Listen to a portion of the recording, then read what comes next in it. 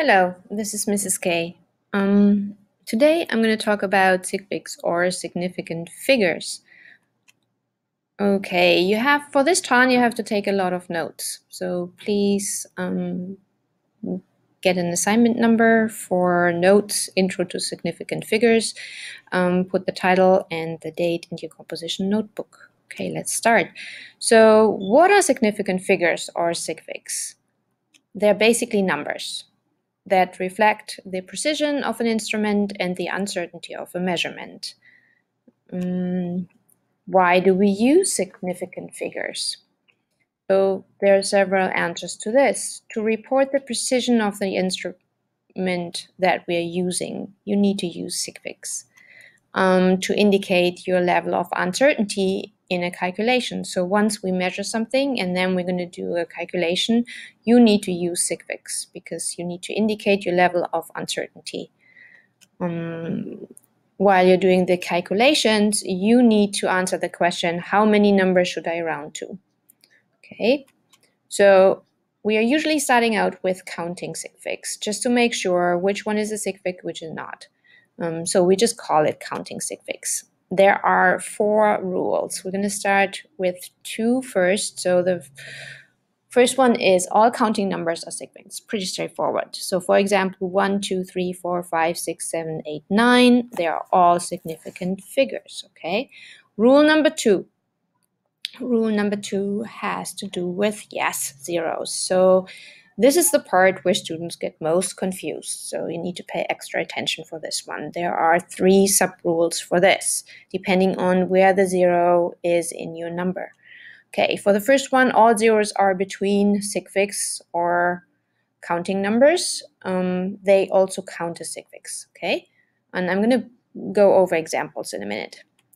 Second one, any zeros before, to the left of your counting numbers, they don't count, okay? Then the third one, zeros after to the right of the counting number, they only count when there is a visible decimal point. Okay, anywhere in the number, it doesn't matter where. Okay, let's go over number 1.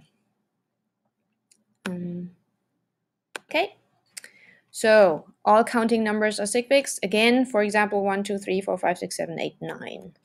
Then they are read of an instrument directly, they have a tick mark, or they are the FBGs. Okay, an example. So I have 2 examples here. 1742 has how many sigfigs? And the second one is 395 has how many sigfigs? So yes, we are counting sigfigs. So each number needs to be counted for 1742 because they're all counting numbers, right? So your number of sigfigs should be 4. Yes. The second example, it's 395. Yes, you're correct. So if you guessed 3, yes, you're right. So this is the easy rule. Let's go to zeros. They're like more tricky. So zeros which come before any counting number are never significant figures. So they're only holding a place, they're placeholders. If I'm looking at like this example first, 0.002, so I know they don't count, so how many sigfigs does it have? I'm only counting the counting numbers. And then I have another example. Let's look at number 1 first. So yes, 1 is the correct answer. Second example, I have 0.0097. It has how many sigfigs? So if we look at the first example and then look at the second example, yes, the zeros are all before the 97, so it's 2. Okay, so second rule, all zeros between other sigfigs are always significant figures. So this is between, okay? We're talking zeros between other sigfigs. They have to be recorded from an instrument as part of the reading. So if we're looking at our 2 examples, 1704 has how many sigfigs? The 0 is in between counting numbers, meaning it has, yes, 4. Okay. Second example, 1.04 has how many sigfigs? Yes, correct. It's in between, so they count. 3. Easy. Let's go to the zeros after or to the right of the counting numbers. They only count if there is a visible decimal anywhere in the number. Okay, so I have 3 examples. 170 has how many sig figs? So if I look at this, the 0 comes after the counting numbers. Yes, let's check if I compare it to my rule. But they only count if there's a visible decimal point. So is there a visible decimal point? Nope.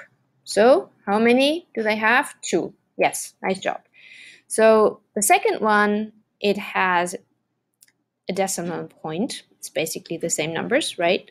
So, but it has a decimal point, so the 0 to the right needs to be counted. So it should be 3. Yes. So same goes for the last example. So it doesn't matter where the decimal point is, it counts. If there is the 0 counts if there's a decimal point. Okay. So in the first case scenario, the 0 is just a placeholder. Okay. For the second and the third one, it is read from the instrument. Okay. So there's this little remember the 0 rules with a beat, so you can make a rap, whatever it takes for you to remember. So before, never, between, always, after, with a visible decimal. Whatever it takes, you need to write this down for sure. Okay. So there are 2 more rules, and I think they're pretty straightforward. So rule number 3 for counting sig figs: all numbers, including zeros, to the left of a multiplication sign in scientific notation are significant. What does it mean? Scientific notation, and you can see examples below. Right? I hope everybody knows what scientific notation is. We use that a lot in science.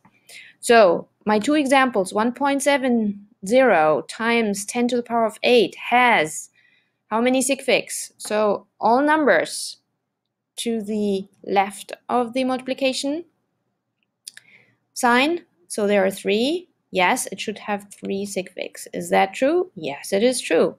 So the second example, it already tells you like 4, right? It doesn't matter whether they are zeros or counting numbers, they all count because they are on the left side of the multiplication sign. Okay, the last rule.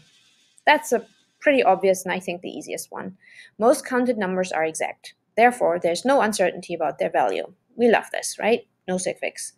We don't need to determine a number of significant figures for them. So it's like when you go to the co-op, you buy 12 bagels, there is no uncertainty how many bagels you buy, right? When you go to an assembly and you count 4,375 students, yes, there's no uncertainty. It's going to be 4,375 students.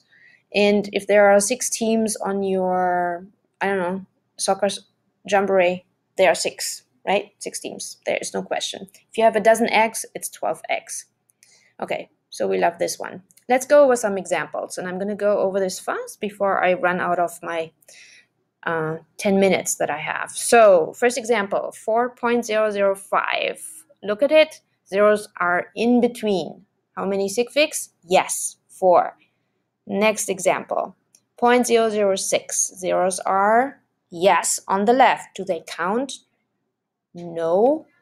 Only the counting number counts. Third example, 500. So if I look at 500, all the zeros are to the right. Yes. Do they count? No. So only my counting number counts. Very nice. Let's go to the next one. So I have 1,570. So if I have 1,570, my only 0 is to the right. So does it count? No, it doesn't have a decimal point. Okay, moving on to the next. 23,008. Zeros are in between, and I'm approaching my limit. So if I'm just gonna blend out, that's gonna be it. So 23,008. Zeros are in between. They count. Yes, I've got 5. Let's do number 6, 146. All counting numbers, significant figures are 3. 70, no decimal points. The zeros are to the right, so I have 1 sig fig. If I go to example 8,